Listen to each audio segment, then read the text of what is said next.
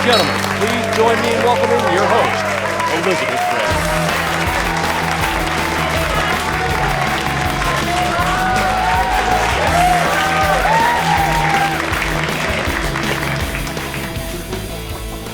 We have a very special show for you this evening. Very simple, very easy. All things you can do at home, at least most of them, right? Tonight's first course is going to be a small sampling of a tuna tartare, a little bit of tamari vinaigrette, as well as some spicy condimento, a little pistachio cracker. You're going to love it. And then for dinner, you'll be enjoying a pan-seared sesame and soy crusted tuna. Right? We're serving that rare over wasabi mashed potatoes, tempura fried green beans, and a small salad of arugula, carrot, and cucumber. Nice. Yes, I know, it's gonna be good. So, now, speaking of tuna, how many of you have heard of or seen the TV show Wicked Tuna? Raise your hand. Fabulous. So, I do have a special treat for you this evening. One of the stars of Wicked Tuna is here with us in this studio, right? And I do want you to give him the same warm welcome that you gave to me when I came in here, to my buddy Scott Ferrio. Thank you. Wicked Tuna! Get a little down on that one. As you can see, Scott is very shy, all right? He's an incredibly shy guy, so I'm going to need you all to help me throughout the evening bring him out of his, his shell, or his skin, or his scales, or whatever you'd like to. Scales. Scales. So, Scotty, I hope you're not too embarrassed. I did put together a little video of all of my favorite clips. No, you didn't. I did. Well, I would love to show you the video clip. Okay. Good? Jim, will you do me a favor? Please roll das footage.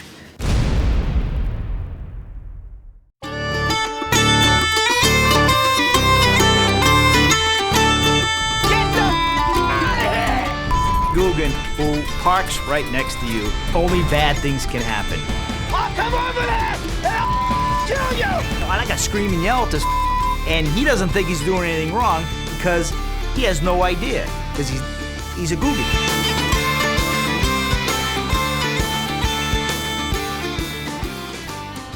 Pollock. Whiting.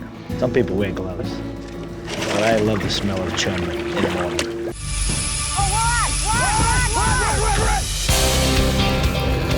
You're gonna pick it up and bring it over my head. Get your ass bad. This is what it's all about. Throwing that money, Scott.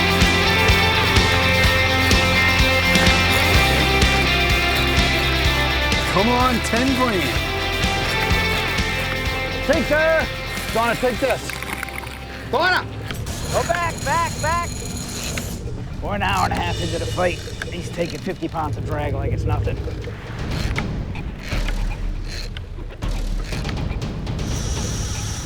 A little more. Bump it and bump it, Donna. Go forward, go forward.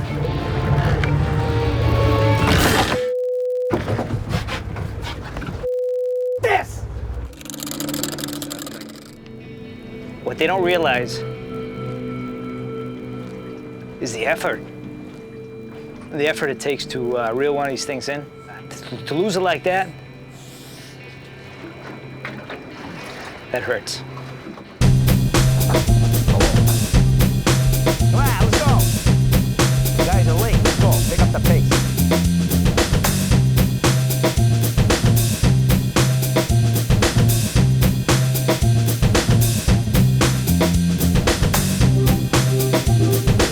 A nice one, though.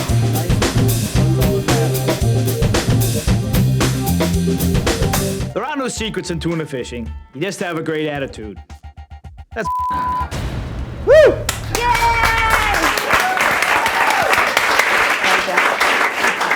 That was good. So, Scotty, I brought you a gift. Hey, I know that guy.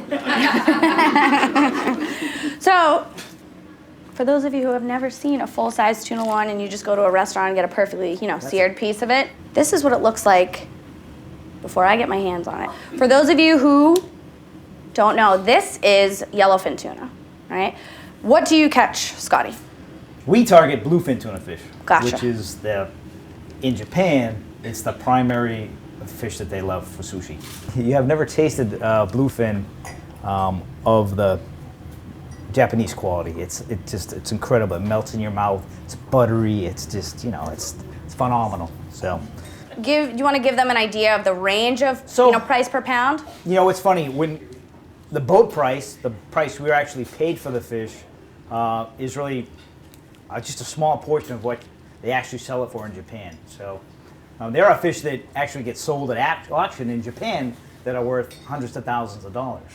Scary, isn't it? Yeah, it's crazy. We never had one of those. That's right, because you'll always be in business and you'll always be making money off of them.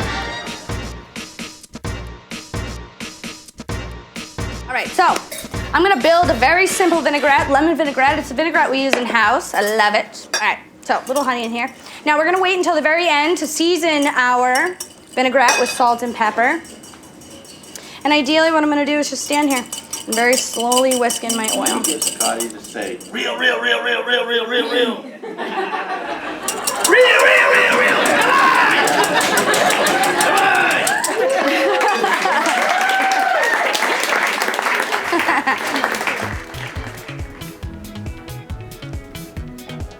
How many of you have made tempura batter? Great. My different advice is use sparkling. All right. Soda, tonic, seltzer, sparkling. Anything with effervescence in it will make for a better, lighter tempura batter. Okay. More air, lighter batter, more crispy. Just works out. So I have tempura flour here, and I'm just gonna start adding liquid to it. Liz, what kind of water are you using there? April, I'm so glad you asked. Here's my plug. So the water that I'm using in my tempura batter this evening is Rustic Kitchen's own sparkling water. It's perfect, it's clean. It does say spring water on it. Is Rustic... You didn't tell me there was a difference. I've never actually read the bottle. There is a difference. I was told to put spring water in the refrigerator, so I did. Hold on, wait. Crud. I could fix this. So, April, I'm so glad that you asked. The water that I'm using in my tempura batter this evening is Rustic Kitchen's own sparkling water. We have a giant waterfall and a pool out back that all dishes, I don't even know. I'm not even gonna go any further than that, sorry, Jim. All right, so finger test. Since I already did it, nobody was looking. You want it to coat your finger, but you also want to still be able to see your skin through that. So Jim, if you have a second, I would love a close-up. Follow my finger. Okay, stop. So in and out, right? Coats the finger, but you can still totally tell that's a finger. Works good. Right. Let's say you make it a little too thin. You can always add more tempura flour to it. What's tempura flour? I don't think it's straight rice flour. Jim, will you do me a favor?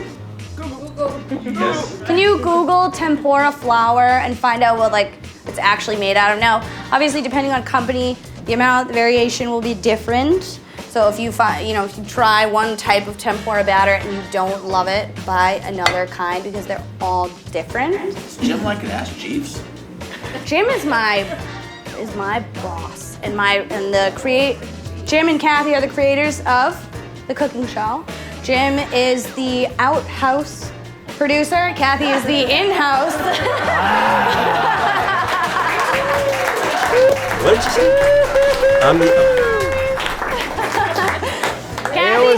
I always knew he was full of shit.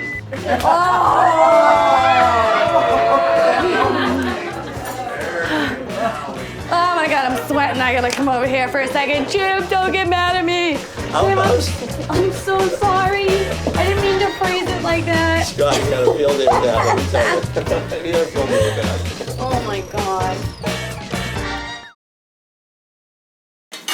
What is the Nantucket sleigh ride? Nantucket sleigh ride. A Nantucket sleigh ride is actually pretty frightening. If you paid attention to the little sizzle reel, you saw a dragger I was screaming at. What happens is a dragger, he has a big net, He's dragging along the bottom of the ocean, and he's scooping up all the fish that are on the bottom. When we're anchored up, our anchor is in the water up to 400 feet away from our boat. These draggers who think they own the ocean, unfortunately, they will, if you're in their way, they will come by you and try to scare you out of the way. They want you to actually pick up your anchor and move because you're in their fishing area, their ocean. For the most part, we're not going to move. In the hierarchy of fishing, if you're anchored up in fishing, you're at the top of the totem pole, and other boats have to maneuver around you. In this instance, we stayed anchored. Big dragger came by us and tried to scare us. He circled all the way around, and he actually scooped up our anchor. So he keeps going. Zoom! Now he's got your anchor, and he's dragging you along with him. That's horrifying. It is scary because there are times when we are bridle anchored. It's off the side of the boat. And in those instances, they actually could flip the boat, take the boat and flip it right over. That's a Nantucket sleigh ride. What is your best or funniest or coolest story about fishing, or like a fish tale? The bounty hunters, you see it now, is the Duffy style Downey's boat. Prior to that, we had a sport fishing boat. And 10 years ago, 15 years ago, we used to fish out of a fighting chair. So when I say a fighting chair, if you look at sport fishing boats, I've seen the ones like the larger boats that are nice. I just thought those chairs were for drinking beers. Yeah. I really just thought those chairs were for drinking beers. They all have cup holders. So those are actually fighting chairs. And we used to actually fight the tuna fish out of those chairs. And by fight, you mean reel in? Yeah, reel in. Okay. Yes. So this one particular time, we were fishing down in Cape Cod, and it was early in the morning, and we headed out, and we came across some fish. We threw a bait out, and it was actually a giant bluefin fish. And it was my turn to fight the fish out of the fighting chair. So in the fighting chair, you have what's called a bucket harness, all right? The bucket harness is what sits around your ass, and has two straps. It comes up and hooks on the reel. So if you're fighting the fish correctly, you're using most of your legs as leverage, not using a lot of your upper body and arms. So it's leverage. You're pushing back on the bucket harness, back and forth with your legs on the bucket and reeling, and back and forth, reeling and back. So as this process is going, this fish was huge to boot. I mean, he took a run and he went zoom. He went way, buried us on the dacker, way into the dacker on the reel. So we knew it was a big fish. So as I'm fighting this fish, forward, reel, back, pull, reel. The bucket harness is riding up and down on my ass. It's like up and down, and Like in a dirty way or a good way? In the end, it wasn't.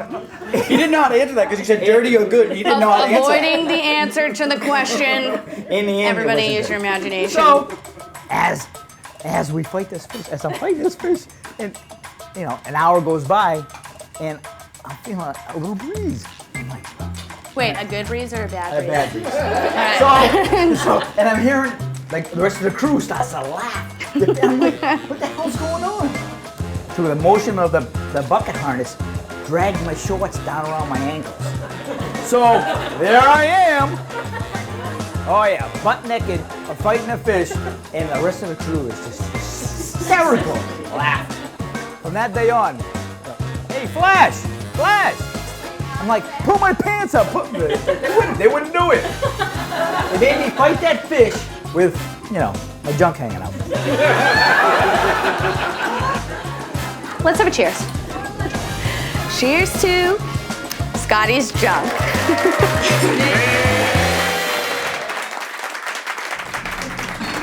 Here is my sesame crusted tuna. What do you think, guys?